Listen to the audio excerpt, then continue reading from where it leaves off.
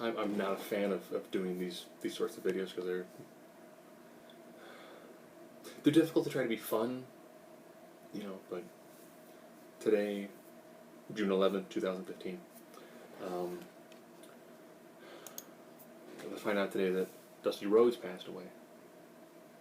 Now, if you never saw Dusty Rhodes wrestle, and you just know him from his children, Dustin and Cody, go back and watch his Hall of Fame induction. If you see him now, you know that he lost a lot of weight, a little bit towards the later end of his life, and you can tell that he had a rough time when he was in the ring. He bled a lot. It was a whole different era back then. He really sacrificed a lot of his body for the entertainment of every wrestling fan. I think that's one of the important things. If you meet a wrestler, even if you don't like them and they're retired, you should thank them.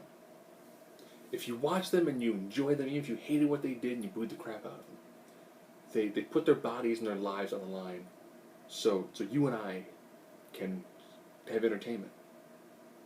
There's no special effects. There's very little. There's no CGI. What you see is what you get. You've got two people who are essentially acting out a physical play before you, and injuries happen. Some life-threatening, some life-altering. Now, the beauty of fans now is you can use YouTube, Dailymotion, Vimeo, OSW. You can do whatever you want to, or even the WB Network, which you can watch for $9.99 a month, unless this is your first month, at which point June's free. I throw that in just for levity's sake. And you can watch Dusty Rhodes matches. You can watch him and his feud with Ric Flair. Part of what made Ric Flair so fantastic as a heel is that he had an awesome babyface to work against. You had two polar opposites. You had the guy who came out in the nice tailored suits and the guy who came out in denim, rocking cowboy boots. You had an everyday man. And he took on somebody who had all the riches in the world. He was a true blue-collar hero. That was his character. I got to see him a couple years ago at a PCW show. This was before the time I was getting autographs. Looking back now, I kick myself because he would have been an awesome autograph to have gotten. And he was in a match. You could tell he had limited mobility, but dang it, he wanted to go out there and put on a show. He got in the ring.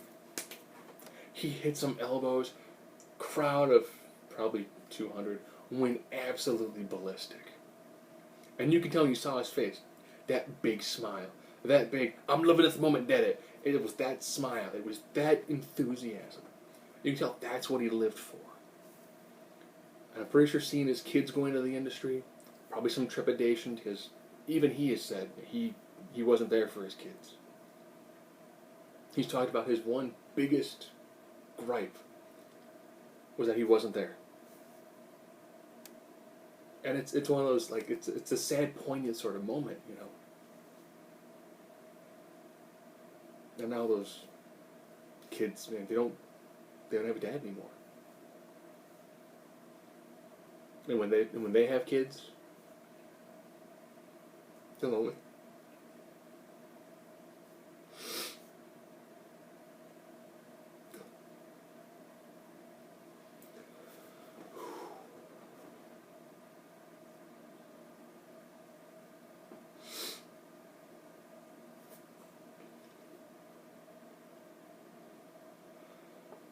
They'll only know him from videos. And that's heartbreaking. Because we as fans got to enjoy him and got to watch him. And his grandkids, they won't get to know the man that we kind of fell in love with watching.